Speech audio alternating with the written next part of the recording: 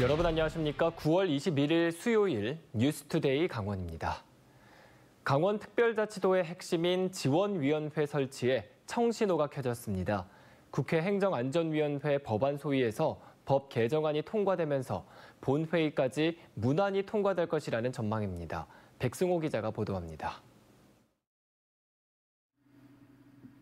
허영 의원과 노영우 의원이 각각 발의한 강원특별자치도법 개정안입니다. 두 법안 모두 국무총리실에 강원특별자치도 지원위원회를 설치하자는 내용이 담겼습니다. 현재 23개 조항뿐인 강원특별법은 말 그대로 뼈대만 있는 법안입니다. 이 특별법에 각종 자치 특례 등 살을 붙이려면 정부 부처의 이견을 조정하고 강원도 발전 방안을 심의하는 지원위원회 설치가 핵심입니다. 특별자치도 지원위원회가 없으면은 각 부처별로 개별적으로 협의를 해나가야 됩니다. 그러면 굉장히 많은 그 비용과 시간과 또 분산이 이루어져서 효율성이 없어지게 되는 것이죠. 국회 행정안전위원회 법안 소위가 열리는 날, 강원도지사와 강원도 국회의원이 행안위 위원들을 만나 총력전을 펼쳤습니다. 강원도민들이 오늘 이 행안위 소위장을 아주 주시를 하고 있습니다. 잘 처리되기를 당부드리겠습니다. 이후 비공개로 열린 법안 소위에서 강원특별법 개정안은 여야 이견 없이 합의 처리됐습니다. 앞으로 행안위 전체 회의와 법사위, 국회 본회의가 남아있지만 가장 까다로운 법안 소위를 통과하면서 지원위원회 설치에 8분 응선을 넘었다는 평가가 나오고 있습니다. 행안위에서 이제 법안 소위만 하면은 그 행안위 전체의 법사위 본회의는 당연히 이제 쟁점이 없습니다. 신속히 본회의를 통과시키는 게 이제 목표입니다, 지금. 다만 법안 소위를 통과하면서 강원특별자치도 지원위원회가 앞으로 제주, 세종 지원위원회와 통합할 수 있다는 단서 조항이 붙었습니다. 단독 설치를 바라는 강원도 입장에서는 신경 쓰이는 조항입니다. 강원특별자치도 정식 출범은 내년 6월 11일.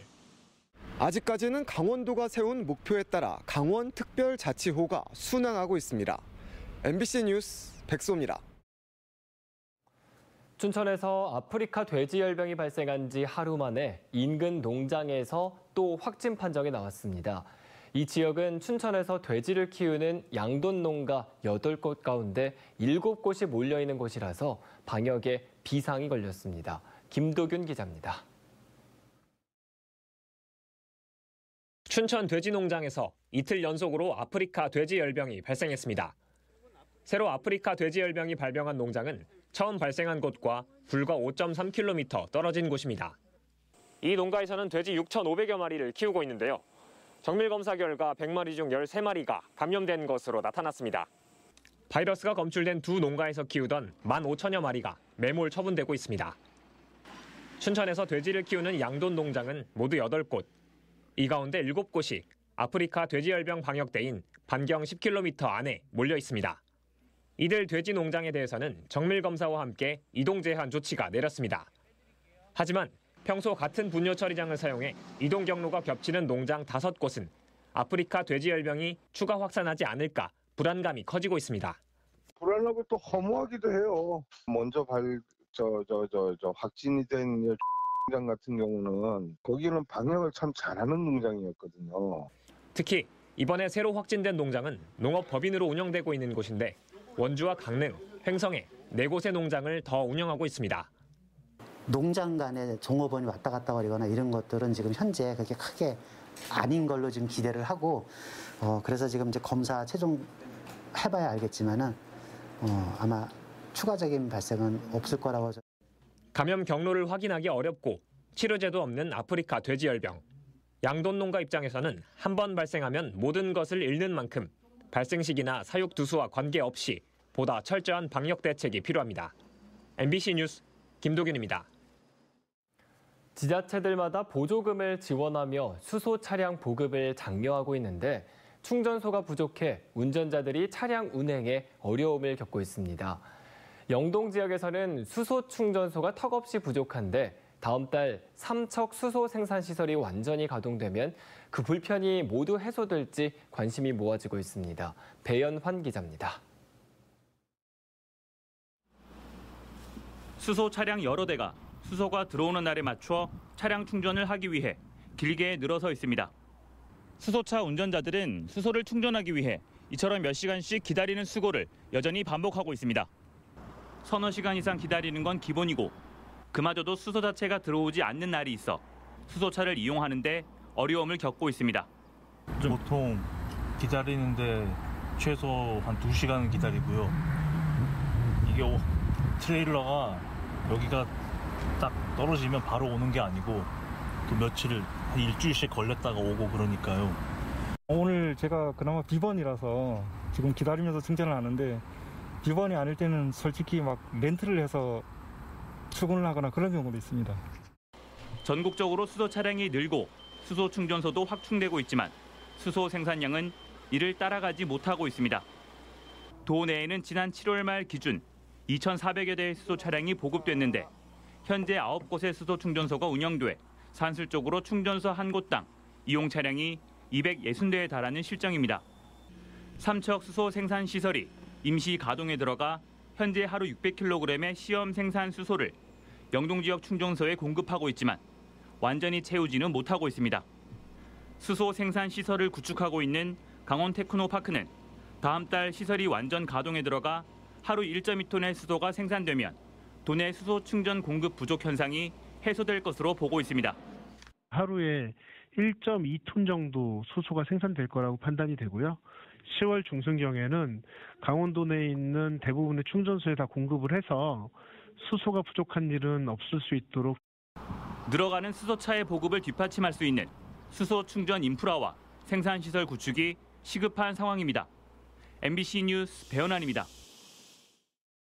원주 대도역에게 운행 중단이 벌써 엿새째 이어지면서 시내버스를 이용하는 시민들의 불편이 계속되고 있습니다. 원주시에서 사태 해결을 위해 또다시 보증금 증액을 검토하고 있는데 잊을만 하면 반복되는 시내버스 문제 대응에 보다 장기적인 시각이 필요하다는 지적입니다. 권기만 기자가 취재했습니다. 지난 2017년 여름 열 하루 동안 이어진 태창운수 파업. 코로나로 인한 승객 감소와 이로 인한 감축 운행과 휴업. 실제로 버스가 멈춰서진 않았지만 두 차례의 전면 파업 예고. 이번 대도역에게 운행 중단까지. 코로나에 주 52시간 도입, 최저임금 인상, 최근에 연료비 인상까지. 버스업계는 위기 때마다 시민들의 이동권을 볼모로 원주시와의 협상을 유도해왔습니다. 이거 시민의 발인데 왜 대중교통이나 해놓고 왜 이렇게 힘들게 하나 모르겠네. 원주시는 그때마다 이른바 보조금을 더 주는 방식으로 대응해왔습니다. 이번에도 원주시는 전세버스를 투입하고 추경을 통해 시내버스 업체의 연료비 등을 추가로 지원하는 방안 등을 검토하고 있습니다. 하지만 이런 땜질식 처방으로는 잊을만 하면 반복되는 시내버스 문제를 해결하는 데 분명한 한계가 있다는 목소리가 높아지고 있습니다. 대안으로 제시되고 있는 것이 공영제 혹은 준공영제로의 전환입니다. 원주시는 시내버스 3개 업체에 비수익 노선 손실분 등으로 매년 적지 않은 보조금을 지급하고 있습니다. 2020년 71억이었던 보조금은 작년에는 85억까지 늘었고 올해는 90억이 넘을 것으로 추정됩니다. 이른바 적자 노선 보조금에 버스 교체 비용과 연료비까지 세금으로 지원할 바엔 차라리 원주시가 직접 운영하는 게 낫지 않냐는 의견에 점점 힘이 실리고 있습니다. 세금은 세금대로 쓰여지고 불편은 불편대로 계속 가중되어 오는 이런 상황을 저희 원주시도 시장이 바뀐 마당에 더 이상 이렇게 두고 볼 수 있는 상황이 아니라고 판단해서 원주시는 당장 다음 달부터 공영제를 포함한 중장기적인 시내버스 정책 방향을 결정하기 위한 용역에 착수합니다. 이번 운행 중단 사태가 한동안 중단됐던 시내버스 공영제 논의에 물꼬를 트는 계기가 될지 주목됩니다. MBC 뉴스 권기만입니다. 강원FC 전용구장 건립 계획 중단에 대한 각 지역의 반발이 계속되고 있습니다. 강릉시 체육회와 상공회의소, 번영회 등 8개 지역 단체의 대표들은 정광열 강원도 경제부시사를 항의 방문하고 강원도의 일방적인 홈경기 순환 계획 발표가 주민을 무사하는 처사로 납득할 수 없다며 강원FC 전용구장 건립을 계속 추진하고 요구했습니다. 강원FC 전용구장 춘천시 유치를 위한 범시민 추진위원회도 공식 출범한 뒤 전용구장 백지화 철회를 위한 대시민 여론전을 펼치기로 했습니다.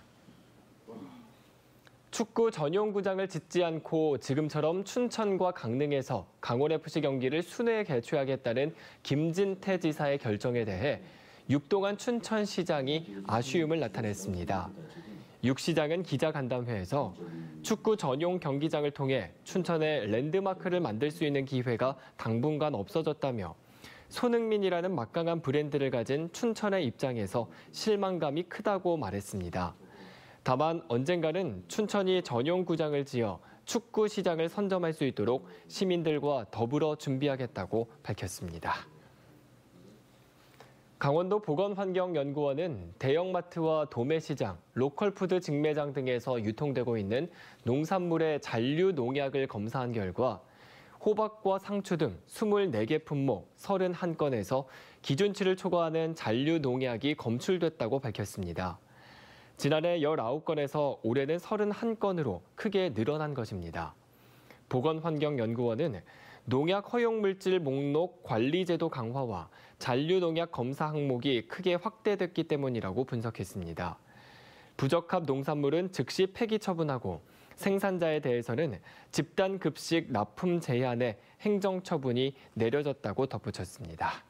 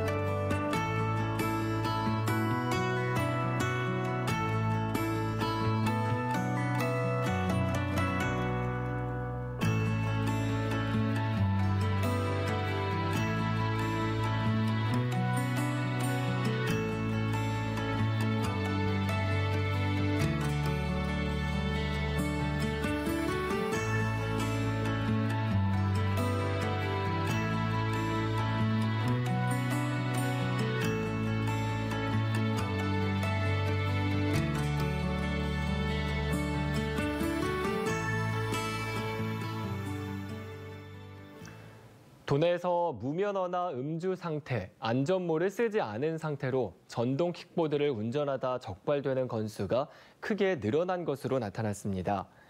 조은희 국회의원실에 따르면 지난해 도내 전동 킥보드 무면허 음주운전 건수가 2,055건이었지만 올해는 상반기에만 2,102건으로 크게 늘었습니다. 이는 전국에서 경기도, 서울, 인천, 광주에 이어 5번째로 많은 겁니다. 강원도 소방본부가 화재조사 전문성을 강화하기 위해 화재조사서 품질 평가를 실시합니다.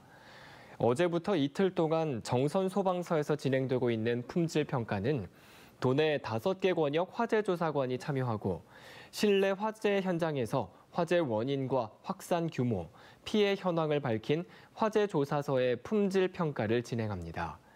한편 지난 6월 화재조사에 관한 법률 시행 이후 화재조사의 중요성이 강조되면서 강원소방은 도내 화재조사관의 전문성을 강화하고 있습니다.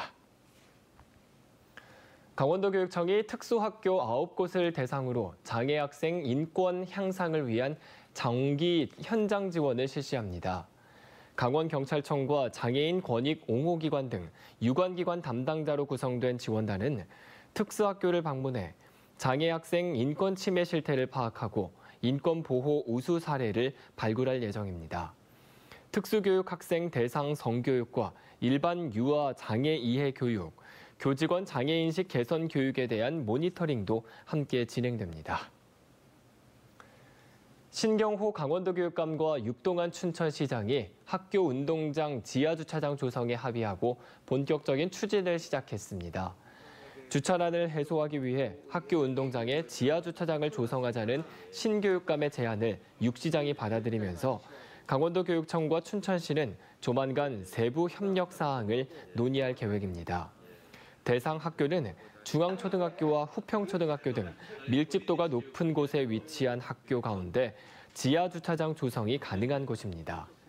이에 대해 전교조 강원지부는 학교 운동장 지하에 주차장이 조성되면 학생들의 안전이 위협받을 것이라며 중단을 촉구했습니다.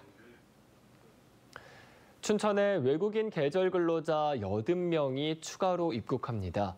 춘천시는 기존 외국 계절 근로자 160명의 다음 달 초 출국을 앞두고 12월까지 농가 일손을 덜어줄 필리핀 계절 근로자 80명이 다음 달 입국할 예정이라고 밝혔습니다.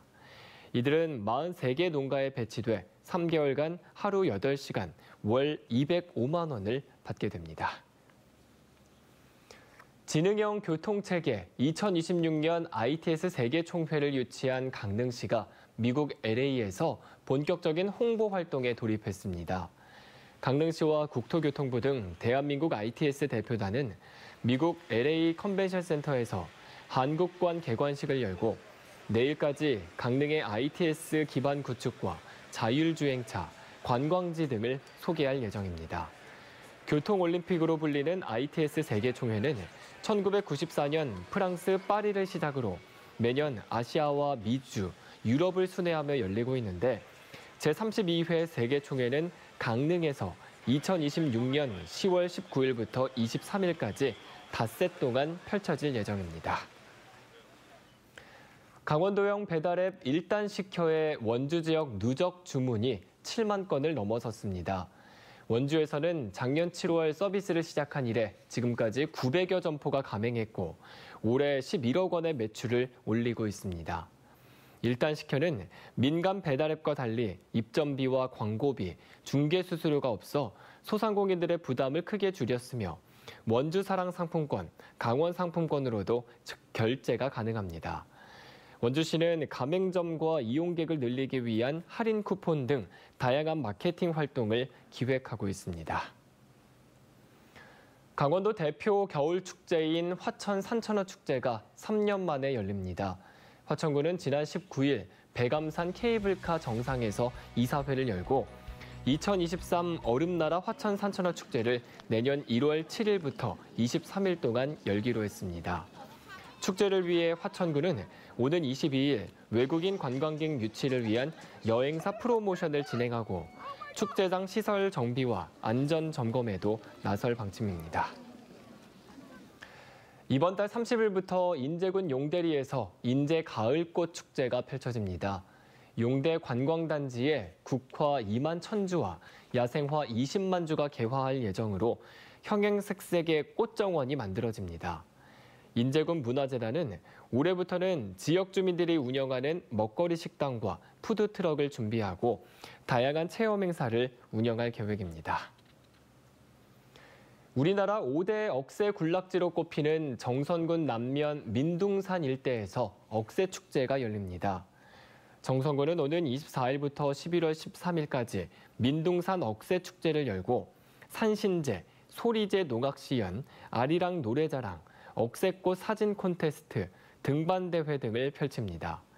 민둥산은 해발 1119m부터 8부 능선까지 약 70만 제곱미터에 걸쳐 억새가 만발해 해마다 30만 명의 등산객이 축제를 찾고 있습니다. 철원군 갈마릅은 오는 10월 2일 명성 어린이공원에서 2022 용화천 가을 나들이 축제를 개최합니다. 용화천 일대에서 여는 마을 축제로 인기 연예인 축하 공연과 마을 가수왕 선발전, 먹거리 장터, 보물찾기, 전시장, 벼룩시장 등이 펼쳐집니다. 이번 축제는 철원군 갈마릅의 마을 공동체 활성화 사업을 알리고 주민들과 함께 즐기는 축제를 위해 마련됐습니다. 홍천군이 민선 8기 첫 추가 경정 예산으로 기존보다 1,801억 원이 더 늘어난 9,790억 원을 편성했습니다. 주요 사업으로는 중화항체 면역치료제 개발센터 기반시설 구축에 26억 원, 도시첨단산업단지 조성에 18억 원, 코로나19 생활지원비 54억 원 등입니다. 이상으로 뉴스투데이 강원을 마칩니다. 고맙습니다.